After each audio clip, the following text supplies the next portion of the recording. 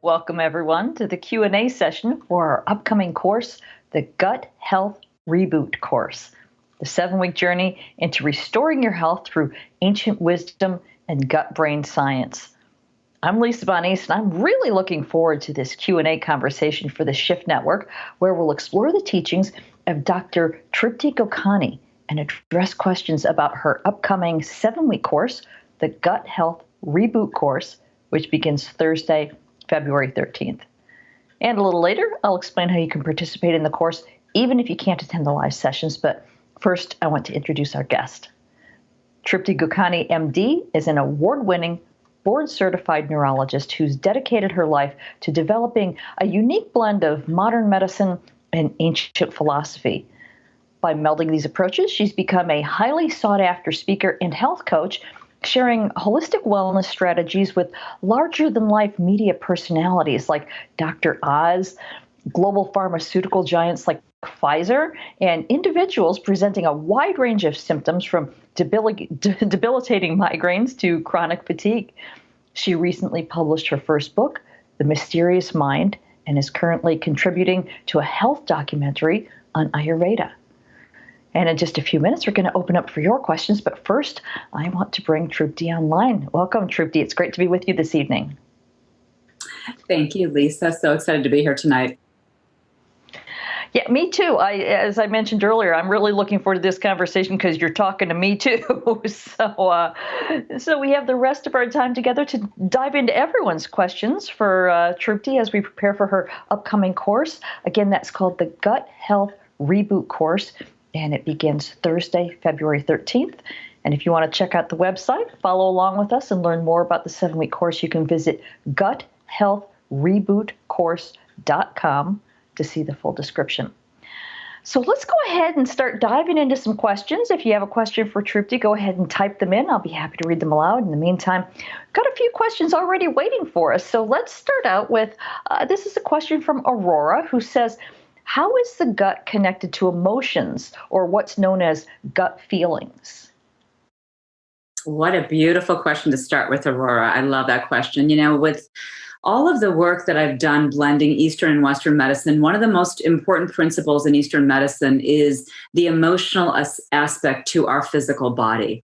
And what we do know is that the gut is very intimately connected to our emotional body. And when you think about your emotions, one of the key neurotransmitters, which is when one nerve communicates with another nerve, we release these neurotransmitters that signal and allow our nervous system to connect and to allow us to express ourselves. Well, when you look at the most important neurotransmitter for moods, which is serotonin, 95% of it is actually made within the gut. And, for me, that was really surprising to hear as I trained in neurology, and no one really brought that up during my training. And when I heard that, I thought, well, if 95% of my serotonin is being made in my gut, does my gut have a role to play in my emotional health?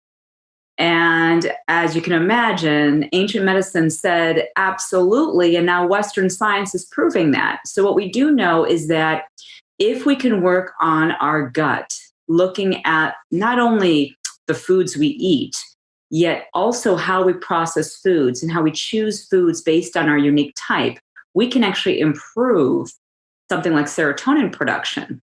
And that's just the starting point. There's even more to it. And as we delve more into this conversation, you'll see that the emotional gut is also linked to our energy state. And we can go into that in some more detail during this conversation. Okay, I think this is a great place to start. In fact, this leads into another question here from Jennifer, who says, we know that anxiety and depression can cause gut issues, but can gut issues cause anxiety and depression? Gosh, it's beautiful questions. Again, as I started training in neurology, I remember meeting patients and saying to myself, how much of their physical complaint, be it if they were struggling as a neurology resident, seeing patients struggling with attacks of epilepsy, seizures, migraines, someone coming with a stroke, I'd ask myself, how many of those individuals that have these what we call physical neurological events have an emotional component? So to answer that question, there's absolutely a direct link between your emotional state and physical disease, especially your gut health. And what we do know is that anxiety is extremely common in terms of an activator for an imbalanced gut, and vice versa. If your gut is unhealthy, you're more likely to feel anxious. And as I mentioned earlier, because the gut is really responsible for neurotransmitter production, along with maintaining kind of a healthy energy body, we find that if your gut is out of alignment, your mind and your brain will be out of alignment. And if you're feeling emotionally imbalanced, you actually can start to have gut imbalance because there's a direct link between the gut and the brain through the vagus nerve. So, absolutely, there's this bi-directional link between the gut and the brain and the brain and the gut. And in fact, there's probably more conversation happening from your gut to your brain than there is from your brain to your gut, which to me was actually very surprising. As I trained, I didn't learn any of this. So a lot of this is new information, was something that I learned as I did more research, looking at my patients, looking at my coaching clients, and reading a lot. And I'm really fascinated by this topic and hoping to share with you a lot of novel ideas and how you can balance both the gut and the brain, and you can bring them into harmony. Hmm. Okay, wow. All right. Yeah, we're off to a good start here. We've got a question here from Kirsten who says, what is the Ayurvedic perspective of food allergies, and how can a person begin to heal when almost every food makes them feel sick and fasting makes them feel worse? Oh, Kristen, gosh, what a great question, Kristen, because that's something that is very dear to my heart. When I was first studying Ayurveda, actually before I really formally trained in Ayurveda, I was studying functional medicine. And this was 15 years ago. And at that time, I was learning about food intolerances and food allergies. And my daughter, as I talk about in my book, my daughter was struggling with headaches. And I did some food intolerance testing on her and found so many intolerances, like you mentioned, all of these things that, I was giving her, she was intolerant to. And I thought to myself, okay, if she has all these intolerances, am I supposed to just take these foods away for the rest of her life? Food items such as, cow's milk, gluten, eggs, things that were part of her diet as a 5-year-old. And it was really interesting because at that point, I had kind of studied enough of the functional medicine model and decided to go study Ayurveda. And what was really nice about the Ayurvedic model, and to answer your question, what I learned was it's really important not to vilify and to think of a food as bad. It's really integral as part of the Ayurvedic understanding to realize it is our system that is responding at a high level to certain foods. And it's more important to actually focus on healing your own system. And then over the course of time, potentially allowing yourself to bring the foods back in once your system is balanced. And to me, that was the most important thing because I was seeing a lot of my colleagues restricting foods, taking foods away, and saying, you can't eat anything because all of these items on your food intolerance test are abnormal. So I had patients coming to me, showing me their test results because I was really fascinated by this, saying, I really have nothing left to eat. And what I realized, it was really important to not look at the food as the villain and look at food as bad. It was more important to look at how we could help ourselves strengthen and then allow those foods to come in. So the beautiful answer, I have to say, is that if we work on ourselves, and in this course, I'll teach a lot of this, but if you work on changing some key habits, looking at your mind health, looking at how you're using spices in your foods, really thinking about the entire system as a whole, you can actually strengthen yourself so that those foods that you had an intolerance to, you can actually start to tolerate again. Now, of course, celiac is a different story. We're not discussing celiac or genetic conditions. Most people don't have that. They have food intolerances. And quite frankly, I've seen over the years of practice, my daughter's one of the examples, she can eat dairy and cheese and eggs and feel fine. So I know that there's a way for everyone to strengthen their system. So don't be disappointed, because there are ways you can strengthen yourself. So then the food doesn't be something that you avoid for the rest of your life. Hmm. Okay, great. Now you mentioned gluten, and we've got some people asking about this. So let's just talk about that for a little bit, because it seems like gluten intolerance, we're not talking about celiac, but just gluten intolerance, it's a relatively new phenomenon. And people who used to be able to eat gluten now can't without all these horrible reactions. What are your thoughts on gluten intolerance? Such an interesting conversation because, as you mentioned, gluten is kind of a relatively new conversation the last decade or so that we've been talking about it, discussing it. It's become a headliner, everywhere. And when you look at, the authentic ancient grain, wheat, ancient civilizations, we were exposed, our ancients were exposed to wheat in its natural form and had the dentition and the enzymes and the ability to break down high quality natural wheat. And gluten is a part of wheat. It's the sticky component within the wheat. And what had happened over the course of time is that the actual chemical structure changed. And so a lot of the wheat that we're exposed to has been processed and genetically modified, and we're not getting the ancient grain anymore. So problem number one is that our system is not being exposed to that same ancient grain in its authentic form as Mother Nature had given to us. So that's the first problem. So as you can imagine, when you're exposed to something that is not in its authentic form, the body doesn't quite know what to do with it. It doesn't have the capability to break down something that is not known to us. It's not something that Mother Nature brought to us in its authentic form. Now, of all the different grains, wheat and gluten specifically is one of the most difficult to break down, because when you think about a piece of pizza, the reason why that dough and that pizza is so delicious is because the dough is chewy, and it's so delicious and chewy. And it's that stickiness and chewiness of that bread or that dough that really makes it difficult for our body to digest. So gluten, just by nature, has that component to it of that sticky chewiness that makes it hard to digest to begin with. And then when you modify it and you change the structure of that ancient grain, which is done in chemical processing of these foods, the body really doesn't know how to break that very sticky grain down. And then add to that, as I mentioned in the last question, the answer to that, if we're not healthy in terms of our gut is imbalanced, if our gut is too excitable, if our gut is too inflammatory, just by its nature, because it's been pushed out of alignment from the energy perspective, which is what Ayurveda discusses, is the gut too excitable for our natural state? Is it too fired up for our natural body? If it's in that state, then we're going to actually take that homogenized, or that chemically modified grain and have even more of a challenging time breaking it down.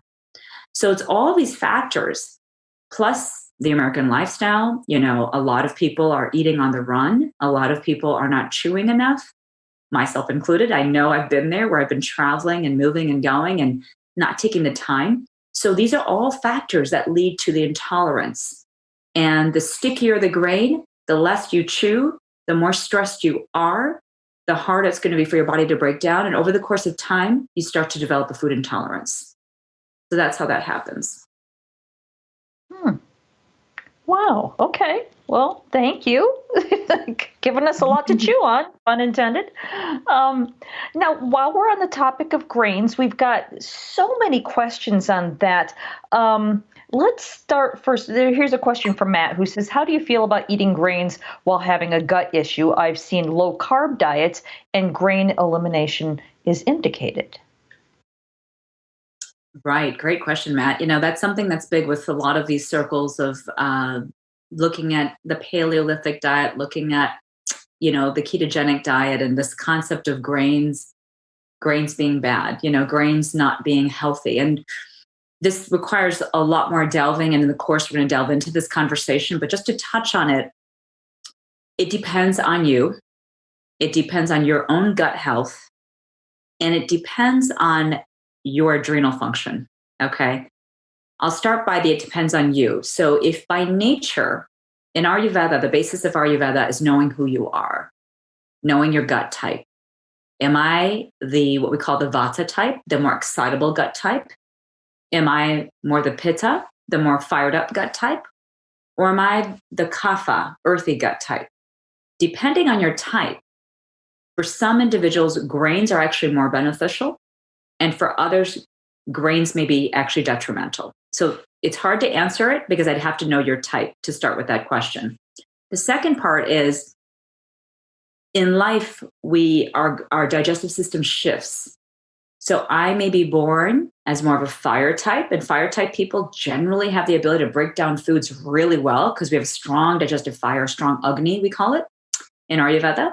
Well, if during my life, I've been very stressed, I have not been monitoring my eating habits, and my digestive fire goes down, well, then my gut can change. And then unfortunately, the grain can become intolerable over time.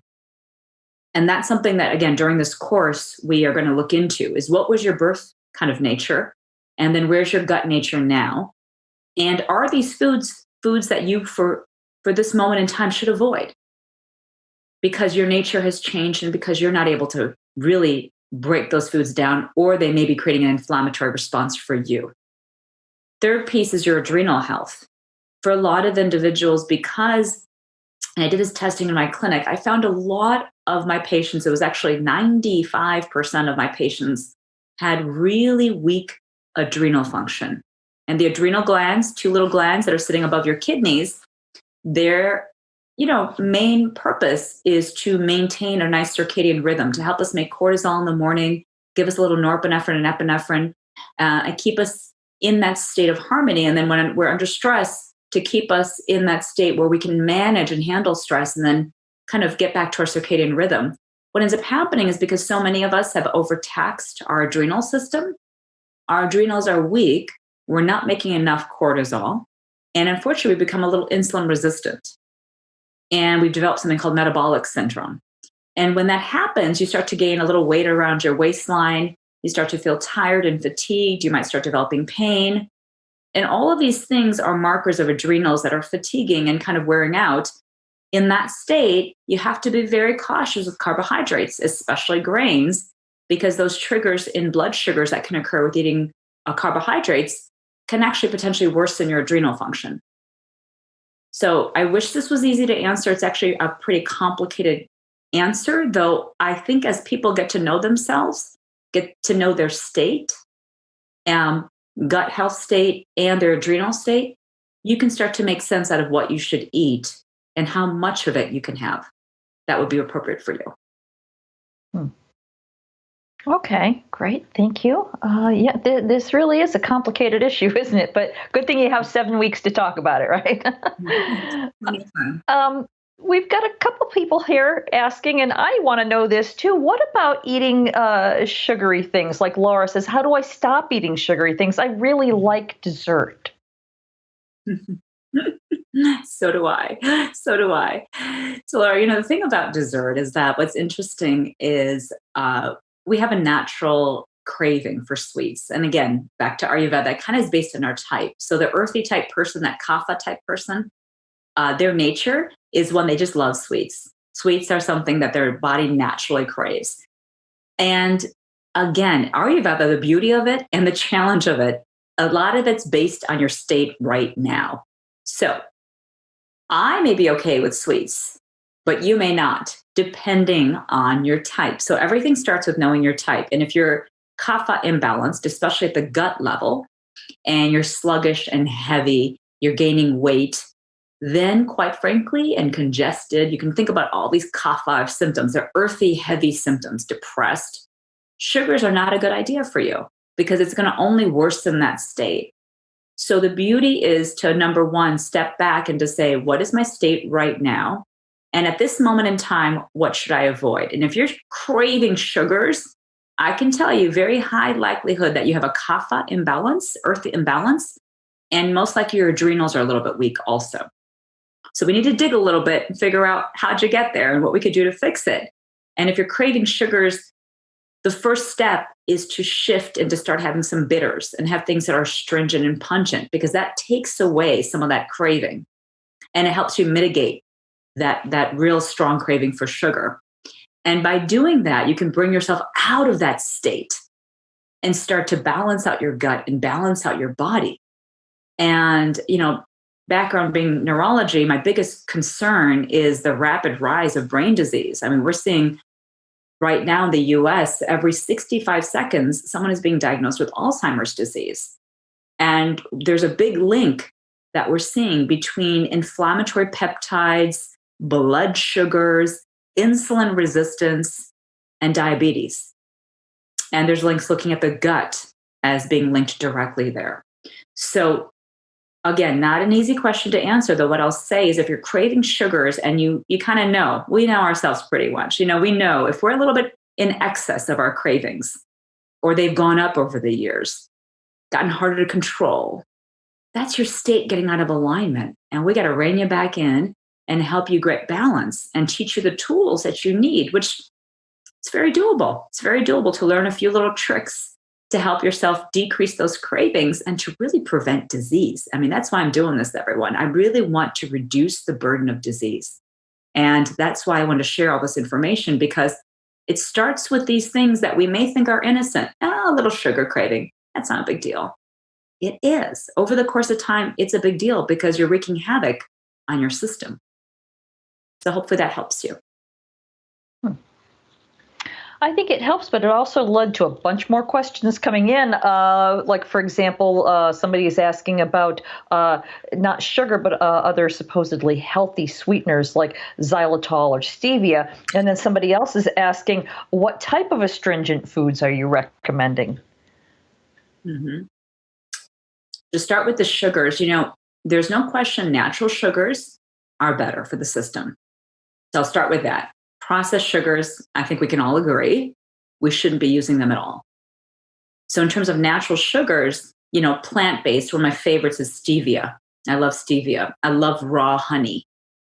Things from Mother Nature. We have to remember that if we can bring things in that Mother Nature gave to us, we should start there.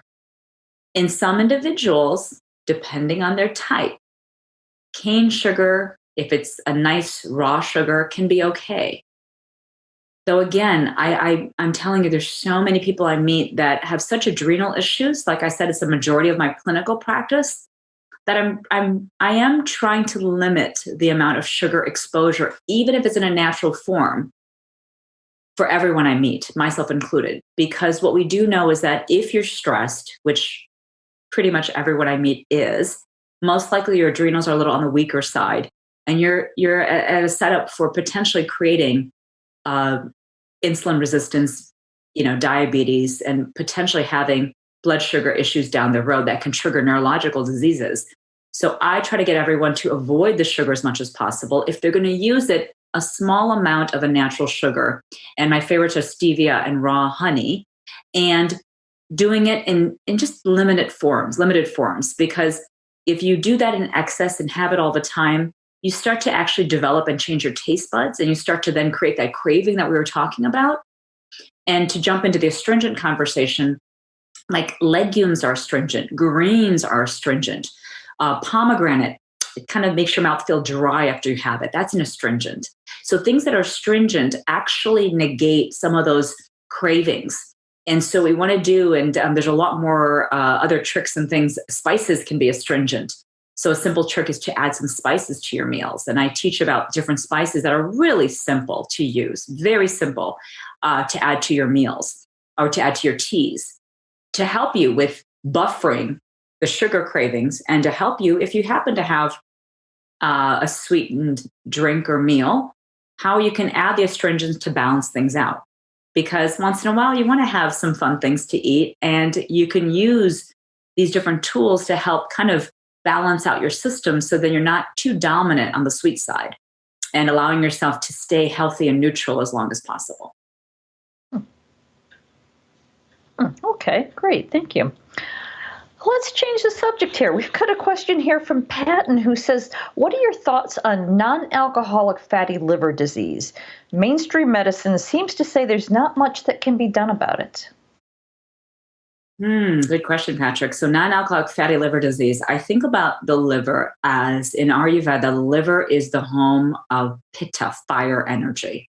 So, in Ayurveda, just to give everyone kind of a basic understanding of it, it's a 5,000-year-old science, and Ayurveda goes into this belief system that all of us are made up of five elements: air, space, fire, earth, and water.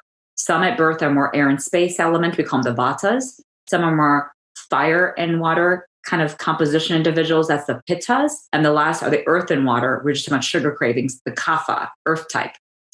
Earths tend to have a bigger frame. Pittas have a more medium, kind of competitive, more muscular frame and personality. And then the winds are the movers and goers and have a smaller frame. And what's interesting is when you think of these three states, all three of them are supposed to be maintained in harmony. And the most important organ for clearing pitta, fire energy, is the liver. And so the liver has a lot of work to do nowadays, because when you think about all of the toxins in the environment, I mean, the neurotoxins, I don't even want to get into it because it's gone up so dramatically high, the amount of neurotoxins in the environment. Our liver has to clear toxic exposures externally and toxins that come in internally from foods that we eat. Ayurveda doesn't separate the mind, as we discussed the mind in the very beginning. So toxic thoughts, and that sounds strange, but the liver actually processes toxic thoughts along with toxic foods. So the liver has a lot of work to do. And so when you think about something like having fatty liver disease, what we find is that a lot of individuals, the reason that happens is because the liver is overwhelmed. It isn't able to keep up with the detoxification process. And part of it may be, in fact, a big part of it may be the food that you're eating. You may be eating food that your body doesn't recognize. Maybe it's not right for your body type. And the food, because it's not being cleared or broken down, well, because when you have a food that your body doesn't recognize, your body views it as a foreign invader and it starts to attack the food. And because of that, the food actually starts to go through this process and it actually never really gets appropriately broken down. And the liver has to do the work of clearing it. And so that starts to create a backing up of your liver function. And over the course of time, more and more of those foods, as you're exposed to them, if they're not right for you, can actually really create liver enzyme issues. And you start to see the liver start to create changes like fatty liver.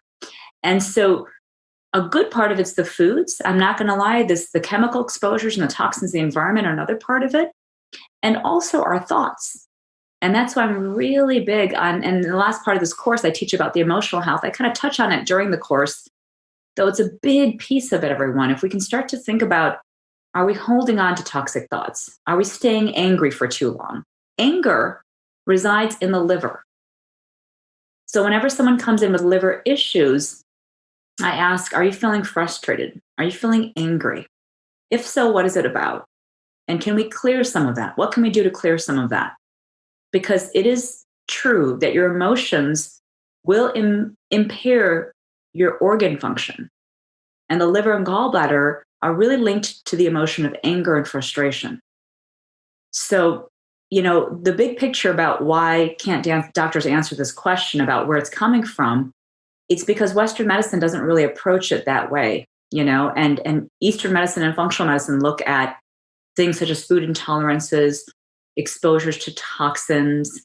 You'll see a lot of people doing detoxifications. I even recommend that in my clinical practice, twice a year, doing a 10-day cleanse.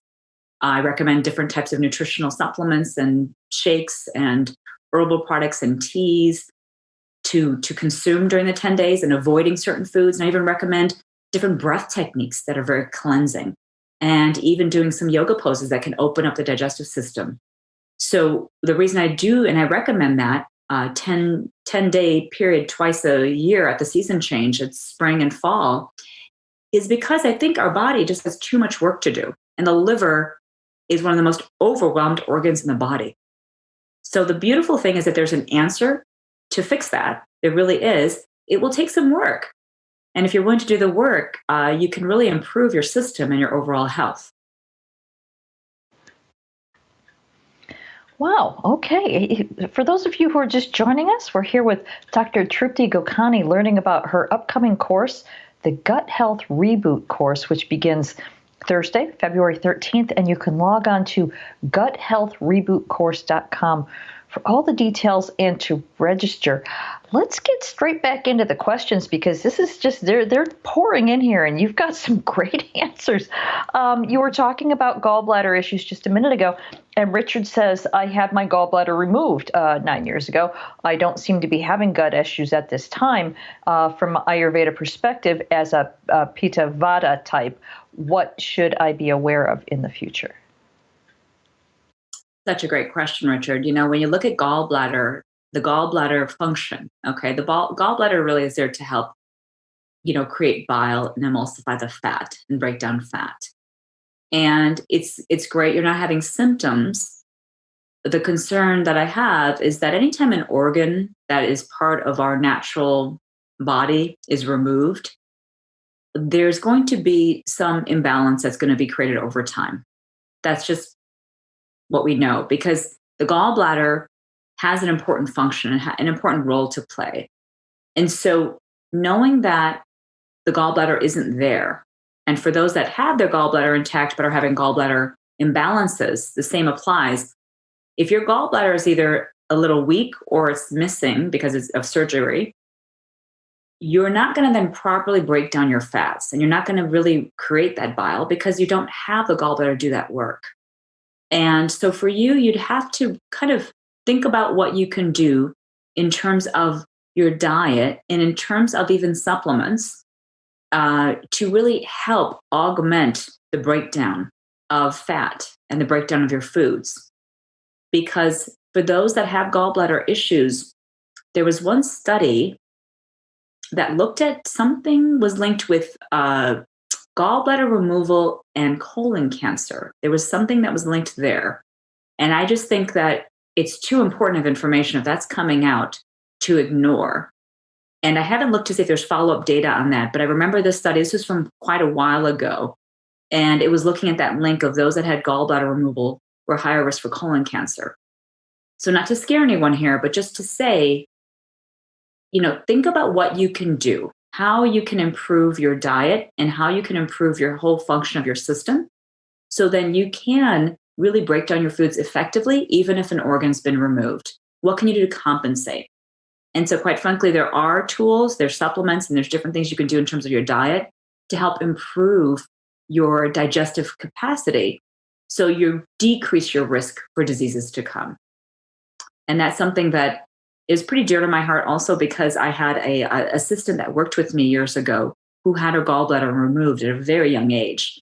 And I did some extra research on that and I looked into that. And it was something that was kind of concerning to me to see some of that data coming out about those links. So even if you're not having symptoms, I just want everyone to be aware that 70% of our symptoms are not going to be recognizable at the conscious level. Our brain does a fantastic job of blocking pain. And when it really bubbles to the surface, when we're really getting symptoms, it's because the imbalance has gone on for far too long. And I say that because myself included in this conversation, I didn't realize I had underlying issues with my digestion until I started testing myself and then removing certain foods and adding certain things into my diet. And I felt a little bit more energetic. I felt like I was sleeping more effective, more deeply. My moods perked up. And so these were subtle things. And yet I didn't have any digestive symptoms at the time. So don't really focus on this idea of, I don't have symptoms, thus I must be fine, because the brain does a fantastic job, like I said, of blocking symptoms so we don't perceive them consciously. And it does that to protect us because the brain's always wanting to protect us from danger and protect us from pain. So hopefully that helps you, Richard, and helps you understand how you can maybe take some action to prevent some things down the road. Okay, perfect. Thank you. Got a lot of people asking about this. I'll just read Jerry's question. Is a probiotic supplement important? What are your thoughts on probiotics? I am a big fan, Jerry. Big fan of probiotics. Wow, this could be like an hour conversation. We don't have time for that. What I'll say is this: is that I've been not only taking them myself and using them for patients and clients and family members for a long time. I find that I've been hearing so much coming out from the medical community, from researchers, studies, looking at the benefits of taking the right type of probiotic for your digestive system. Now, again, the challenge here, just like I've said earlier, is it depends on who you are in terms of what probiotic is best for you. And a lot of the probiotics in the early days, there was conversation about using live bacteria that needs to be refrigerated, like a probiotic that's refrigerated, versus using like a spore-based probiotic. And what we're seeing now is I find that I'm getting a better benefit using the spore-based probiotics. So this is something that in the course I talk about. I spent an entire module discussing supplements and probiotics and the differences between all of these things, because it's complicated. This is a really good question, yet a complicated one to answer, because even though I do believe in them, I do think there are certain ways to take them. And there's certain herbals that can benefit and augment the action of the probiotics, and certain foods that have probiotic in them and prebiotics in them that you should add to your diet. So it's not all about supplements. A few little tricks in terms of what you're eating, a few changes in your dietary habits, and again, getting to know your gut type can really help you figure out what's the best for you in terms of which one you should take, how much you should take, should you blend them with other things, because each person's very individual. And I'm not a believer that you just take a probiotic and call it a day. I wish it was that simple, that I could just say, hey, everyone, take this one probiotic and you're great and your gut will be perfect. Because it depends. All this depends on how much you're struggling with gut imbalance. I have some patients that, they've been constipated since they were born. Now, they were born with constipation. They got enemas at young ages. They've always been imbalanced the gut level. Someone like that comes into my clinic at age like 45 and has had 45 years of gut imbalance, just taking a probiotic is not going to be enough. So I believe it's something that could be a great tool to add on, and I'm a big fan of them, though I don't want people to believe that that's the answer to it all. Okay, that's just one piece of this very complicated puzzle. And my goal, that's why this program is like 7 weeks long, is to get everyone to start to make a few little changes that work for them, start to add a few, different things in terms of the foods and spices, and then use supplements as they're meant to be. Supplements to your diet, supplements to your lifestyle, and really supplements to your mind work, because there's so much more we could do to really improve that gut health. And I love probiotics, though they're just one piece of this big puzzle. Okay, wow. We have so much to talk about. We have time for a few more questions, but before we take those, I want to go ahead and give a few details about the course itself. Again, it's called the Gut Health Reboot course. And this is going to be truly a life-changing 7-week journey under Trupti's expert guidance, where you'll discover your Ayurvedic gut type and specific foods to use as medicine to boost immunity, prevent and heal disease, and maintain your overall wellness. And the 7-week course takes place on Thursdays at 5 p.m. Pacific, starting Thursday, February 13th. And if you can't join us live, that's absolutely fine. You won't miss the teachings because you will receive audio and video recordings, transcripts, and all course handouts on your course homepage. Also, I'd like to remind everyone that the Shift Network offers a no-risk money-back guarantee on all of our courses, giving you a full 2 weeks until February 27th in this case, to make sure that you absolutely love it. And as an added option, all participants are welcome to connect in a private Facebook community group so you can stay connected with one another. Now, the course does not take place on Facebook. It's a separate platform. The Facebook group is It's just the community. Also, everyone who registers receives the Gut Health Reboot course bonus collection. And first, you'll receive an audio dialogue with Trupti and David Crow entitled Gut-Brain Connection, How Plant-Based Diet and Spices Can Be Used to Sharpen the Brain. You'll also get an audio dialogue with Trupti and Dr. Robin Benson called Identifying with Your Pain Type. Why do we have cycles of pain and suffering? And when you register by midnight Pacific on Friday, February 7th, you will receive this extra gift. And this is awesome. I've looked at it. This is an ebook cookbook by Trupti entitled Lose Weight and Feel Great, the Ayurvedic Way. So before we get back into questions, Trupti, you sound really excited about your new course, but what do you think? What is the thing you're looking most forward to? For me, this is so integral for this time because for me, I'm looking forward to sharing how we can prevent disease. I want everyone to feel empowered that by knowing this information, ancient medicine said, Hippocrates said, all disease begins in the gut. So I would love everyone to really own that, know that, and to figure out how to get their gut as optimal as possible, even if you do have disease, because having this knowledge and having this power, honestly, as we said earlier, can transform you. It can transform your current state of health. It can transform you in terms of prevention of disease. It can give you so much of your life back. And so I've seen it. Myself included. I've seen these changes happen and over and over and over as I meet people and as I take care of them in my clinical practice. So my big thing is really teaching this concept of empowering yourself, knowing your gut, and really working at preventing and reducing the burden of disease. Because we all know we're in a healthcare crisis. We're ranked 37th in the world in the US in terms of healthcare, and we're the number one spender. So we've got to make some changes. And I promise you the changes aren't that hard. They're really surprisingly not that hard to make. And if you just start doing them, you'll start feeling better really soon. So I'm really excited about all of that to share that wisdom. Okay, wow, that sounds great. We've got a question here. Somebody's asking, is it possible to repair my gut without using an elimination diet? Absolutely. Absolutely. And I can tell you, it's interesting because when back to my daughter, she's kind of the person that pushed me to learn about gut health simply because she was struggling and doctors couldn't help her with her pain. And I looked into this gut intolerance testing way back 15 years ago and did some testing on her. And then I tested all of my patients that came in. I said, all of you need to reduce these foods and eliminate this and eliminate that.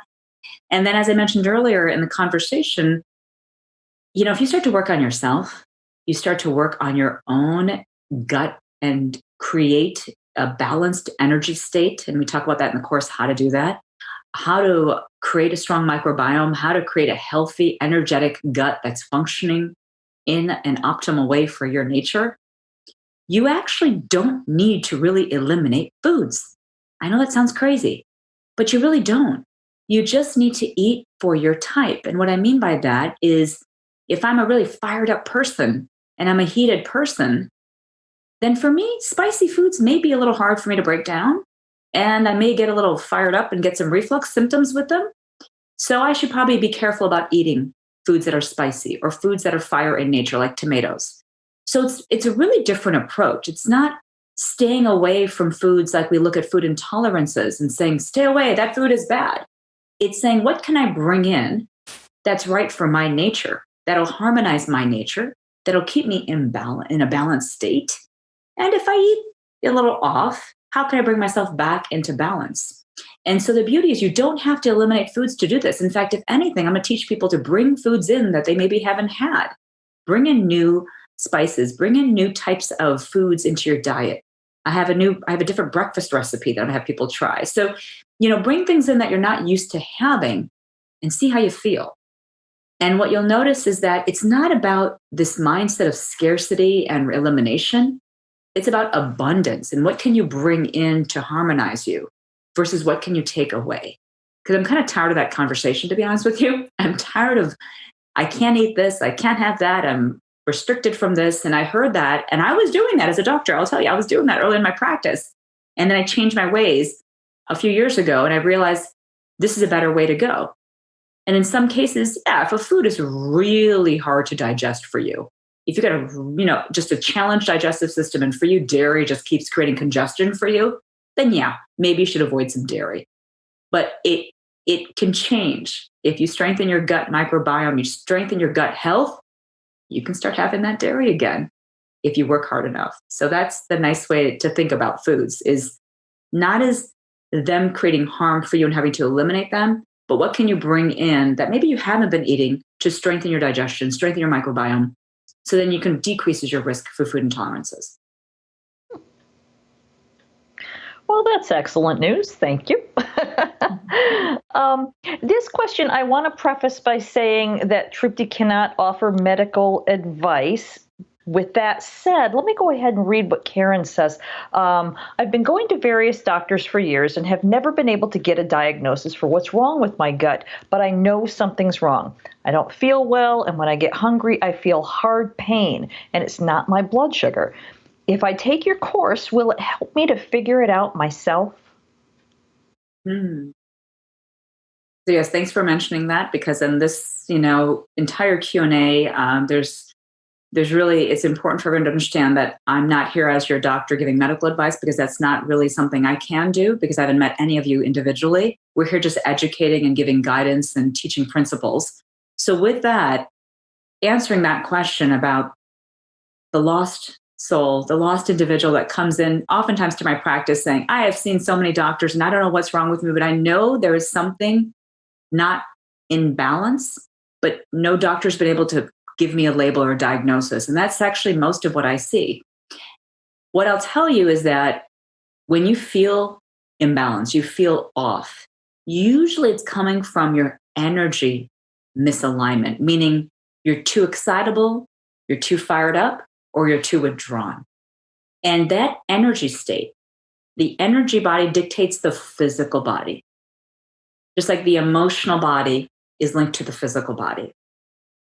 If I can help you work on your energy body, which is what we do in the course, we work on you energetically before we really talk about the physical. And that's a really key difference between Ayurveda and ancient wisdom that comes from traditional Chinese medicine, even homeopathy, and Western medicine. Is there's this belief that there's an energy and there's an emotion behind the physical. What you'll start to see is that's why you're stuck.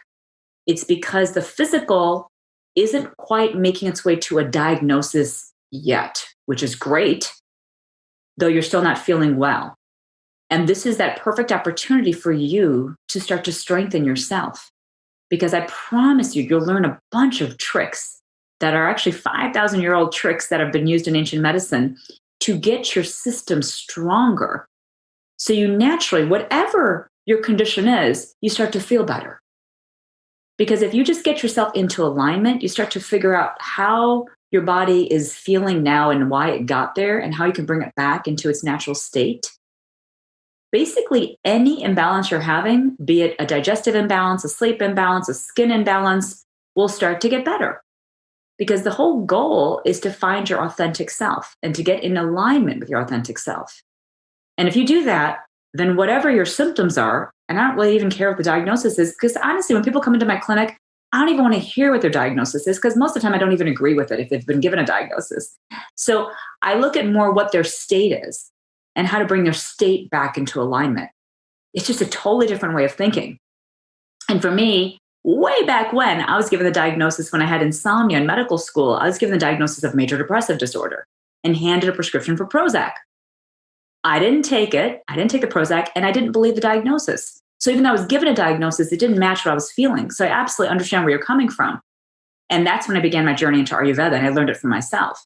So what I can say is that ancient medicine, ancient wisdom will help everybody, no matter what you're suffering from, because it's a set of tools. It's a way of looking at your health, your well-being, in a way that Western medicine just doesn't do. It's just a totally different approach. So hopefully that helps. Yeah, interesting. As usual, it brings up more questions, but we'll move on.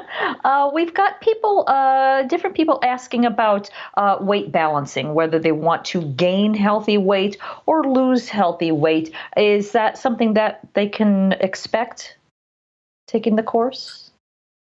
Yeah. So with weight either being in excess or having too little and depletion state, the way we look at weight in Ayurveda is again back to our state. Weight excess is typically too much kapha, too much earth energy. And the question is, how did that happen? And most of the time, it's two big areas. It's what you're eating and what you're processing at the gut level, and what you're thinking and processing at the mind level. And there's definitely something within those categories that's most likely leading to the weight imbalance. And too little weight, in a similar way, it's most likely excitable, too much movement. Most of my very windy, excitable people, the vata types, tend to be ones that can't keep weight on and they lose a lot of weight. And so, for that same kind of state, I'd look at with the weight, but it's an imbalanced too little weight. I would look at it the same way and say, what's going on with what you're eating, how you're eating, when you're eating, and what is your mind doing during all of that? And if we can get these two areas in a more optimal state, both the excess weight and the too little weight will come back into harmony for your nature. And so the reason I wrote that cookbook, Lose Weight and Feel Great, is because when I started following those principles, I had gained about 60 pounds after I delivered my son. And I did not have time to exercise. I was running 2 clinics. I had 2 young kids. And I started following the Ayurvedic principles and sipping on some certain teas that helped me. I took a few supplements. I started doing some of the practices I will talk about in the course. And lo and behold, the 60 pounds went away. And I went back to my baseline state again. And I did not go to the gym. I wasn't doing cardio. I wasn't pushing myself. It was actually pretty easy to do. I had to make some changes, and I was dedicated to make those changes because I had to practice on myself to prove that this model worked, right? And I'll tell you, it really does work. The more you kind of eat in alignment with your nature and you understand how you gained the weight and how you actually maybe became too thin, what caused you to go there, both from the mind perspective and the food perspective, the weight naturally comes back into harmony. And it's so beautiful because you don't have to push too hard to get there. People make weight loss and, gaining weight, they make it sound like it's so complicated to do. It's actually not that hard to do. It does take some changes in the lifestyle. So I'll tell everyone here, there's going to be some recommendations that are not crazy, but just a few recommendations and lifestyle changes that are needed to get there. Though if you do it consistently enough, you see these changes happen and it's very empowering. Okay, great. Thank you for that. This is a great question from JB, who wants to know, at the end of your course, what should participants expect to have learned and achieved? Ooh, great question, JB. Great question. So, gosh, I have a lot. I'm telling you guys, I'm putting so much into this course. I ran a coaching program last year, and I only put in maybe 20%, maximum 30% of what I'm teaching in the 7 weeks. I did it in that coaching group, and they had phenomenal outcomes. Okay. So I'm going to delve really, really, really deep in terms of going through the gut typing, going through the ancient Ayurvedic model, going through all the different gut conditions that people hear about, leaky gut syndrome, SIBO, irritable bowel syndrome, talking about how it happens, why it happens, how you can look at the ancient medicine model of those conditions. Going into how to use supplements, what they do, how they can benefit you, and then of course delving into what to eat and how to eat, and give you some really novel ways to bring foods in and spices in. Even if you're a very Americanized person, which I am, I pretty much grew up in Chicago. So I'm very Americanized, and yet I find that these different tricks can actually work with the American diet too. And what you'll learn is just how to do it, just really how to do it in a Western busy life that you live, how to make it happen. I travel all the time. I'm gone every week. I'm constantly bombarded with Western stressors. And I've maintained my health because of these principles.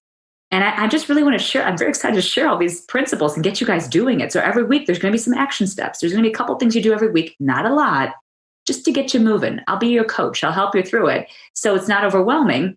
And by the end of the 7 weeks, you're going to make these little subtle changes every week and do a few things every week, just a few, because every week there'll be a couple little homework assignments. By the end of it, it'll seem so seamless. And you would have made these shifts and changes, and it won't be that demanding in terms of changes in your schedule and changes in diet. It'll be subtle, small changes every week to get you that end goal. So by the end of 7 weeks, which is almost 2 months, I really feel that you're going to feel like a different person, mind, body, and spirit, because you're going to see yourself in your more authentic state. And this isn't just about the gut. This is about like rebooting your entire system, strengthening your mind, strengthening your brain, becoming the most powerful person you can be. My goal is to get you all out there being your best self so you can go out there and really help this world, because we need people out there to do work and really operate from their most authentic selves, because in that place we can serve and we can really live out our dharma. So yeah, I have a big goal for all of you, and I really feel with 7 weeks of working together, I already know what are in these modules because I've been working on them for for a long time now. I promise you'll get a lot of depth, a lot of detail, a lot of things that won't be covered.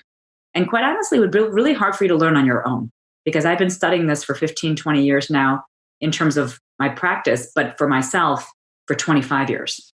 So I'm going to share all of that with you, and hopefully you'll come out feeling fantastic, empowered, and just with a whole set of tools that you've never had.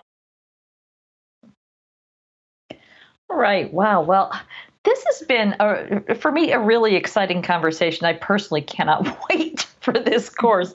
I want to thank our viewers for being with us today and all your great questions, because you helped make this such a good conversation.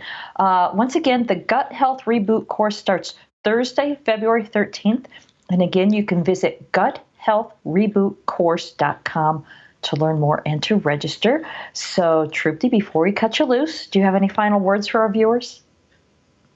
Well, first of all, I just want to thank you. Yeah, thank all of you for being here tonight. I hopefully gave you some tips and things to think about. And whether you join the course or not, please, please, please honor your gut function. I hope you'll join. I promise you, I've never done anything like this before, and I am giving away a lot of information in this course. And I know all of you, I'm telling you, the gut is the origin of disease. So I'm hoping you'll join us. I hope you'll come along with us on this journey. It'll be fun. We'll make it so it's, not too painful, enjoyable, educational, and inspiring. And I just look forward to being with you all. And if this is, a goodbye, and if I don't see you, I wish you well. And hopefully, if I do see you, we'll really have fun together and really get you feeling fantastic. Because my goal is to empower all of you and get you really into a state of optimal health, so you can be aligned mind, body, and spirit, and do wonderful things in this world. So be well, everybody. All right. Wow. Well, thank you again, Trupti. It really has been a pleasure speaking with you today. Thank you for joining us. Thank you so much for having me. You bet. And once again, thank you to everyone who joined us today. On behalf of all of us at the Shift Network, I wish you well and look forward to having you on this course or perhaps another one in the future. Have a great night, everyone.